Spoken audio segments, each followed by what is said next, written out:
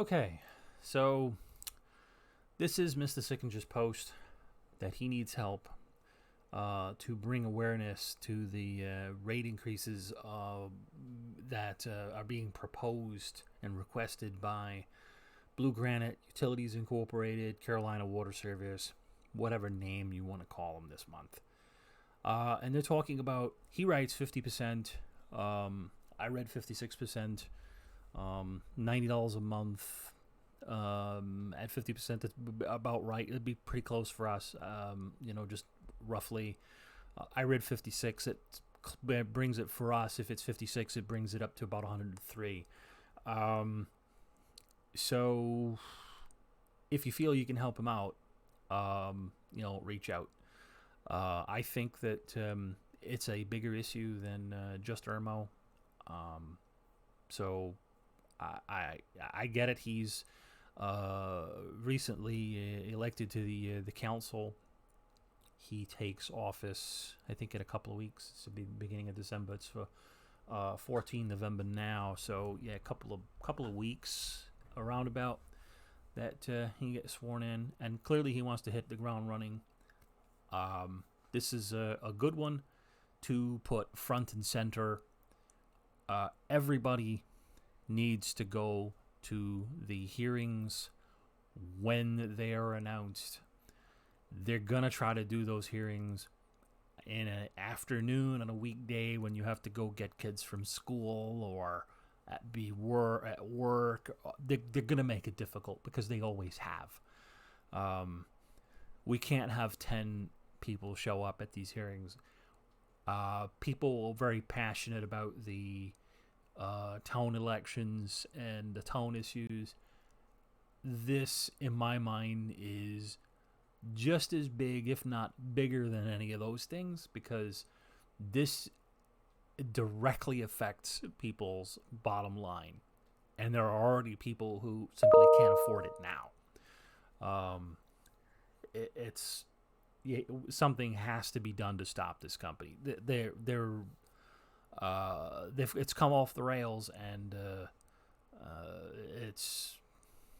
it has to come to an end. So as he writes here, it is my goal to shine a light on the impact this ridiculous, disgusting money grab would have on Irmo residents. Yeah, it's definitely a ridiculous, disgusting money grab. Why do they want so much money? Well, if you're asking that question, you're asking the right questions. So here's the article. This video has nothing to do with it. Blue Granite's water rates for average water customer will go up 45%. Sewer rates will increase 56%. So Midland's customers' water bill would increase by $25 to $35 per month, while the average sewer bill will go up by $26 to $36 per month. That's a lot of money. That's a lot of money.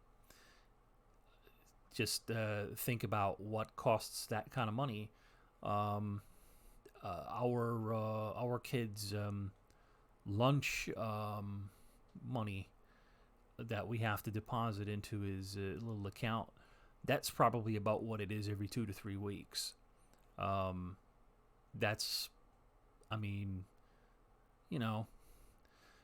$26 to $36 per month. So if our sewer bill went up to $103, which is about what I think it would go up to, doing the maths, plus the water portion, which is $35, $40, we're literally going to be paying just as much as we pay for electricity. So our water and our electricity will become about the same. Mind you, this was $40-ish at one point, and now it's going to be over $100 and maybe $140. Yeah, that's how much this has gone up in the last decade. It's just skyrocketing. And now, why do they want the money? Oh, it gets good. So here is, in total, Blue Granite is seeking $11.7 million in added revenue to cover, amongst other things, its legal expenses. Yeah.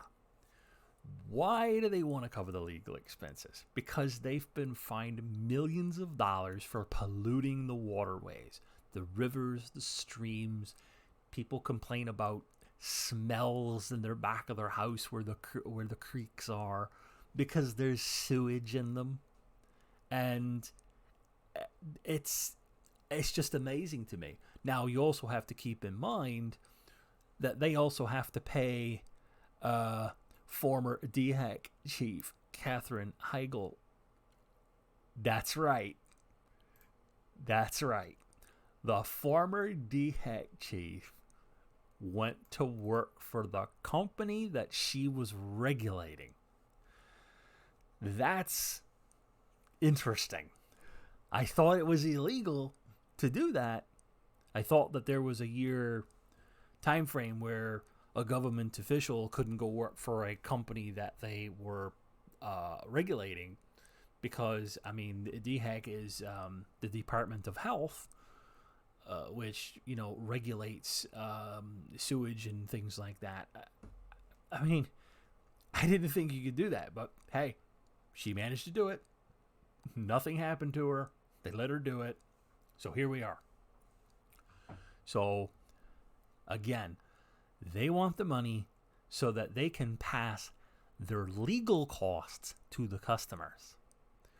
Now, why should you or I pay for their incompetence dumping sewage in the rivers and the streams? I didn't ask them to do it. I'm pretty sure that people who are listening to this that are customers of theirs, I'm going to go out on a limb and say, you didn't ask them to do it. So how is that my problem? It's not my problem. I shouldn't have to pay for that. But they're going to make us pay for it. So here's the mission statement.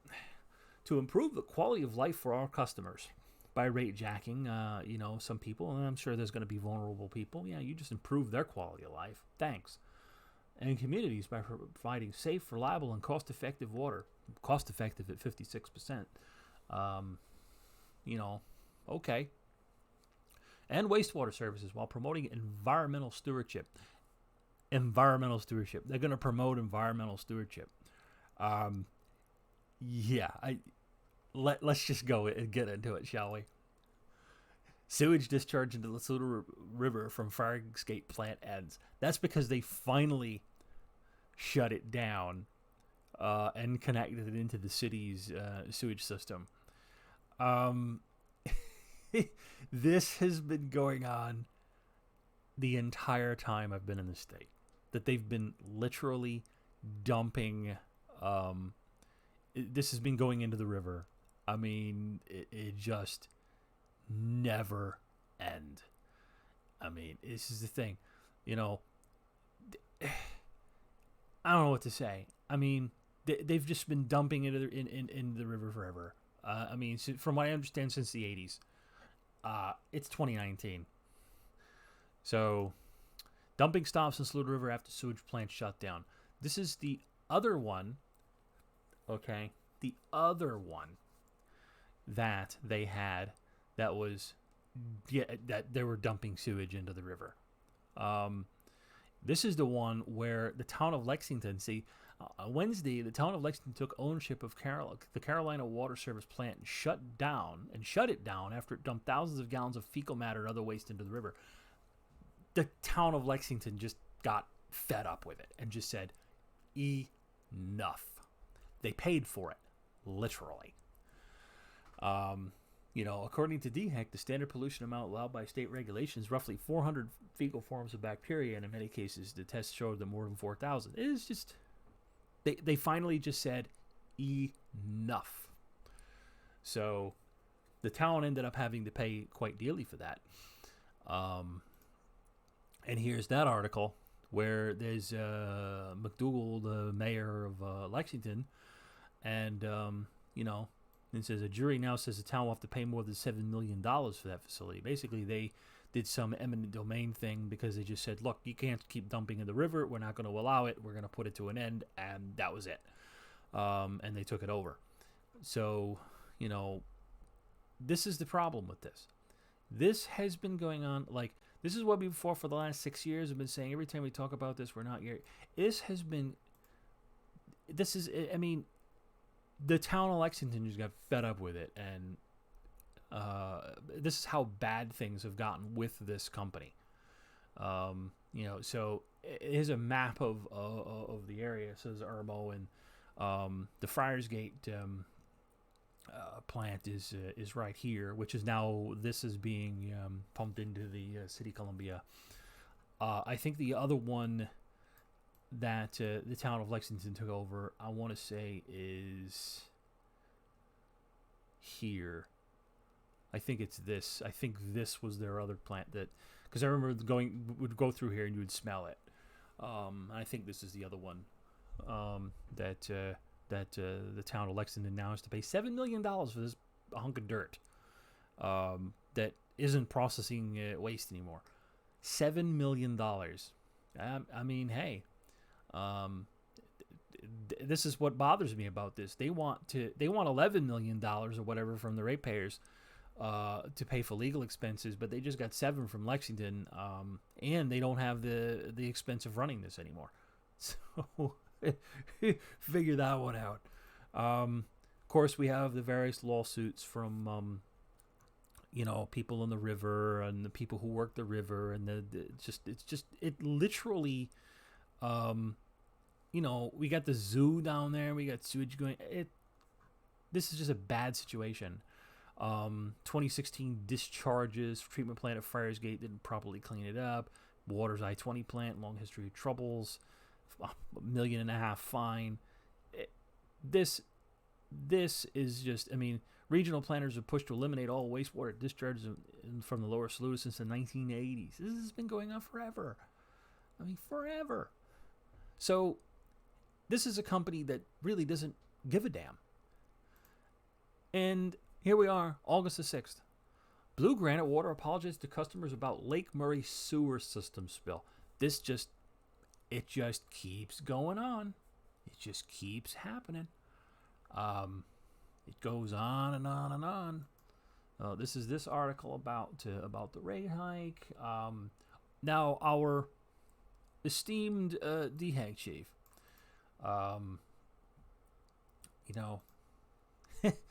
revolving door swings for ex-DHEC director. And there she is.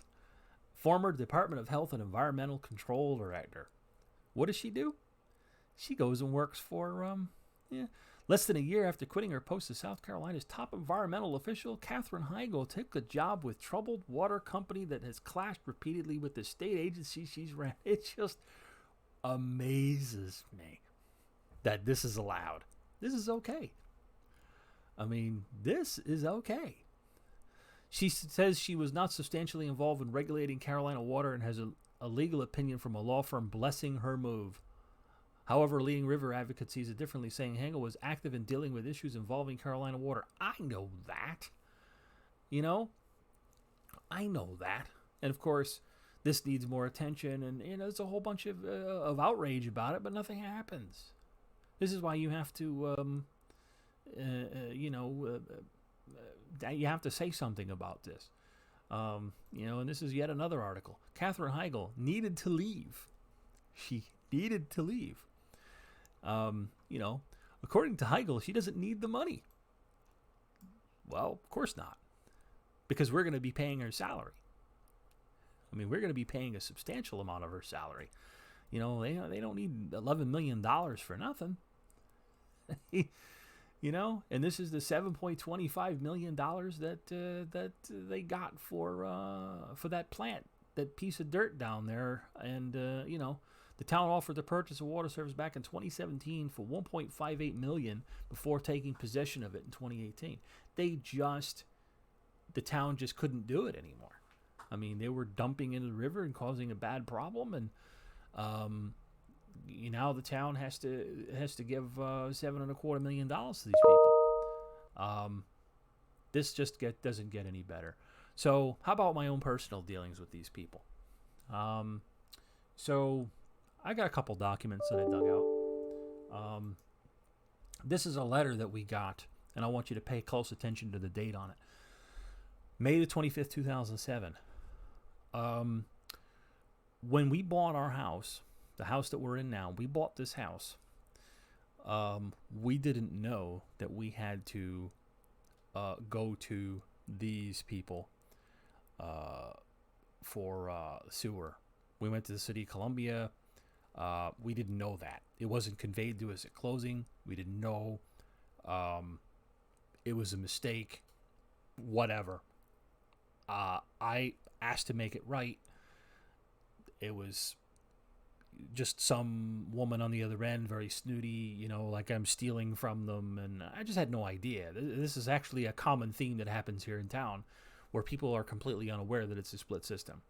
And send this nasty, threatening form letter where they couldn't even bother. It says, please be advised that name of company owns, operates. They couldn't even be bothered to fix their form letter and put the proper company name in it. I mean, it just, but look at this date, May 25th. Okay, so here's the first bill that we got. Okay, and this is what their bills used to look at.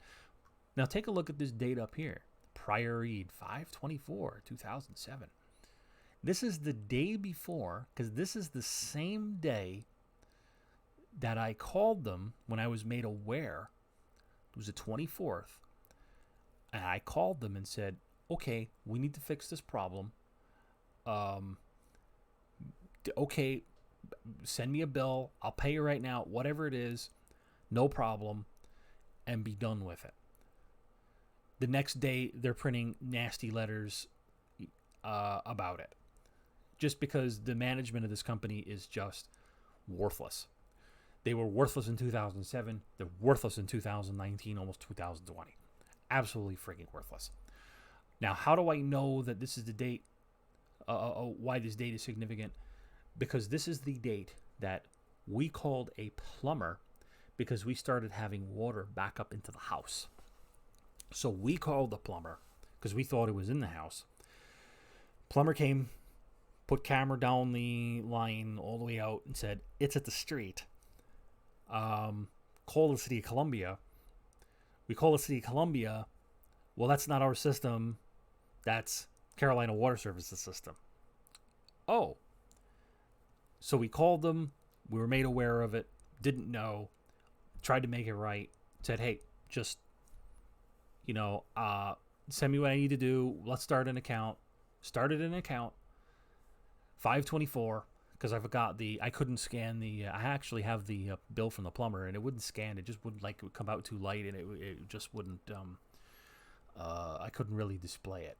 And then the next day, they're sending nasty letters.